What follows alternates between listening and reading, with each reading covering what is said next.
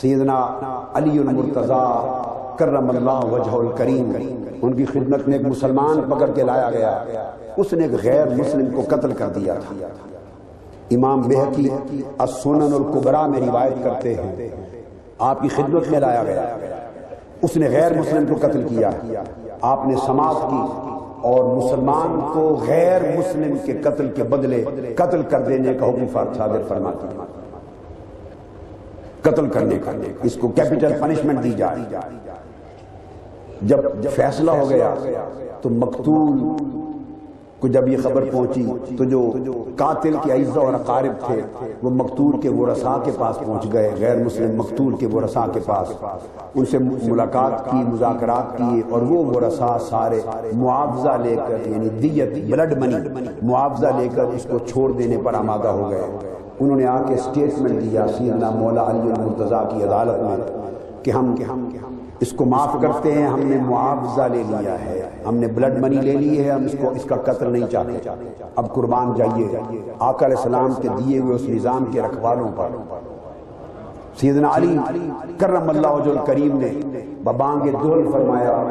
غیر مسلم مقتول کے وارثوں کو کہ لگتا ہے شاید ان لوگوں نے تمہیں ڈرایا دھمکایا ہے اور تم خوف زدہ ہو کر معاوضہ لے کر معاف کر رہے ہو۔ انہوں نے قسم کھا کے کہا کہ نہ ڈرایا ہے نہ دھمکایا ہے، یہ ہماری ایک فری ول اور فری کانسنٹ ہے، سوچ ہے۔ ہم نے سوچا کہ اگر وہ قتل بھی ہو جائے تو ہمارا مقتول تو زندہ ہو کے واپس آئے گا نہیں، چلو اس کے جو یتیم بچے رہ گئے ہیں ان کی زندگی سنور جائے، ہم نے معاوضے پر فیصلہ خود کیا ہے۔ یہ بات کر کے آپ نے اس فیصلے کو قبول کیا، مگر اعلان کیا عدالت نے من کان لہ ذمتنا فدمہ کدمنا ودیتہ کدیتنا، مگر اسلام کا اعلان یہ ہے جو اسلام کی حکومت میں غیر مسلم بطور رعایا رہنا قبول کرتا ہے اس کا خون ہمارے خون کی طرح ہے اور اس کا معاوضہ اور دیت ہمارے دیت کی طرح ہے، اس کی حرمت دم میں کوئی فرق نہیں۔ اور دوسرے مقام پر سیدنا علی کرم اللہ وجہ الکریم آپ نے فرمایا، اسے بھی امام شیبانی امام اعظم کے شاگرد الحجہ میں اور امام شافعی الام میں روایت کرتے ہیں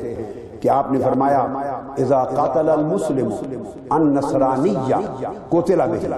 اگر مسلمان کسی کرسچن کو قتل کر دے تو وہ اس جرم کے بدلے میں مسلمان بھی قتل کیا جائے گا، دونوں کے خون کی اہمیت اور قدر و منزلت ایک۔ سیدنا امام اعظم